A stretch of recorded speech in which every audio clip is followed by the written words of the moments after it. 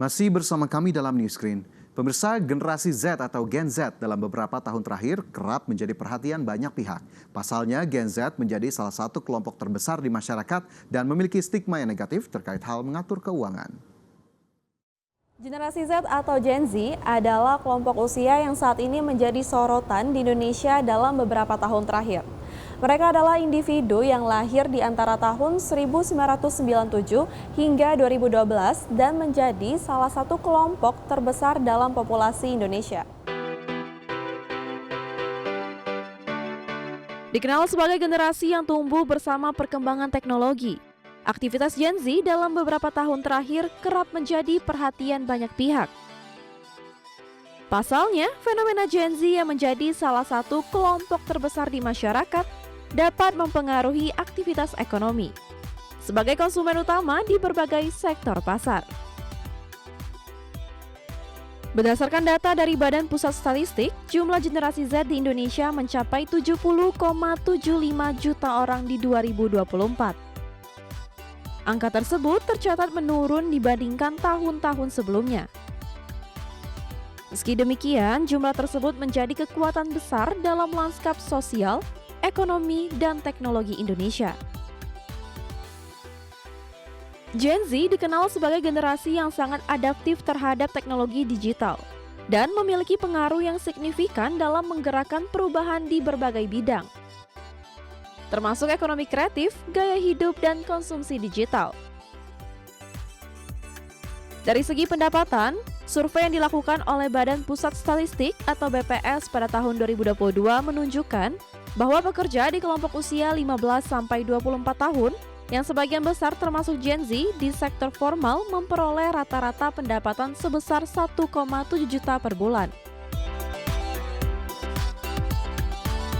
Sejalan dengan data BPS, menurut survei dari Indonesia Gen Z Report 2024 yang memberikan hasil lebih rinci terkait rata-rata pendapatan Gen Z, yaitu menurut survei tersebut sekitar 56% pekerja Gen Z mendapatkan pendapatan rata-rata di bawah 2,5 juta per bulannya. Diikuti dengan 26% berpenghasilan 2,5 juta sampai dengan 5 juta rupiah per bulannya. Lalu, hanya 3% yang memiliki pendapatan di atas 10 juta rupiah per bulannya. Kira-kira 30% untuk transportasi, terus 20% untuk tempat tinggal, dan 15% untuk kebutuhan sehari-hari sih. Pernah dulu pernah investasi di reksadana, tapi karena untuk saat ini prioritaskan di kebutuhan sehari-hari. Pengeluaran terbesar ada pada kebutuhan hidup, makan, transportasi, dan entertainment, jalan-jalan, dan sebagainya. Iya, saya sudah mulai berinvestasi saham di IHSG sejak 2018. Dana yang saya alokasikan untuk berinvestasi sekitar 40-50% dari pendapatan per bulan saya. Pengeluaran saya setiap bulan biasanya 30% untuk makan dan sisanya untuk kebutuhan lain seperti skincare, liburan, dan lain-lain. Untuk saat ini saya belum mulai berinvestasi karena saya masih memprioritaskan kebutuhan hidup saya sehari-hari. Mayoritas Gen Z Indonesia menghabiskan pendapatannya untuk kebutuhan pokok, sehingga hanya menyisakan sedikit untuk kesehatan, pengembangan diri, dan rekreasi. Berdasarkan data dari Badan Pusat Statistik, pengeluaran rata-rata penduduk Indonesia pada Maret 2022 tercatat sebesar 1,27 juta per kapita per bulan. Dari jumlah tersebut, sekitar 52,6%-nya dialokasikan untuk makanan. Sedangkan sisanya dialokasikan untuk non-makanan seperti perumahan, pendidikan, dan kesehatan. Dari sisi investasi, berdasarkan survei Indonesia Gen Z Report 2024, 37% Gen Z sudah memulai berinvestasi. Sedangkan 31% Gen Z menyatakan belum memulai sama sekali untuk berinvestasi. Dan 11% lainnya tidak yakin apakah investasi merupakan pilihan terbaik untuknya. Lantas, seberapa pentingnya investasi bagi kelompok Gen Z? Investasi buat Gen Z itu penting banget karena Gen Z itulah generasi yang memang pertama kali baru mengenal atau baru mau mengenal dunia kerja.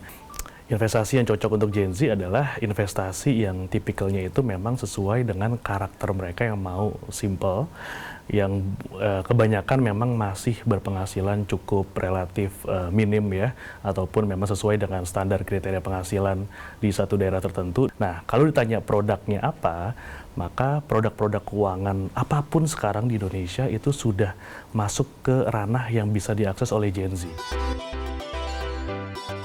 Melihat perkembangan demografis dan perilaku ekonomi Gen Z di Indonesia, dapat kita simpulkan meski jumlah mereka mengalami penurunan, namun pengaruhnya dalam berbagai aspek kehidupan justru semakin kuat.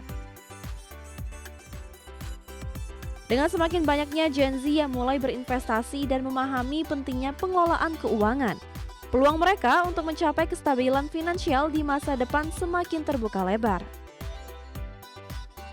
Peran Gen Z tak hanya akan membentuk masa depan Indonesia, tetapi juga mengarahkan kemana bangsa ini akan bergerak di era yang semakin digital dan dinamis.